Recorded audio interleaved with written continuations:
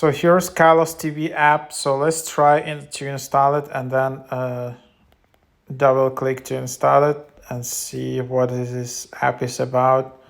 It's an app that brings you all kinds of short dramas with tight, interesting, exciting, and climactic episodes. It will bring you a different experience of catching up with dramas on Kalos TV app with high quality original dramas.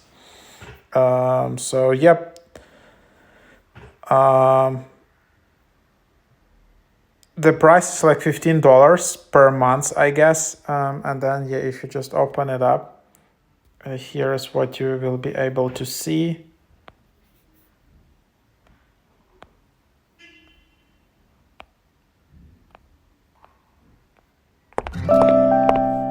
And then basically, it's just kind of a bit protected from screen sharing. But this is just looks like TikTok, and then you have episodes, and the cool thing is that you can just earn coins just by checking in and logging in with Facebook, watching ads, you get in rewards, and then basically you just watching this stuff for free. So I don't know. I haven't tried this app, to be honest, but this is a nice alternative. So try it out.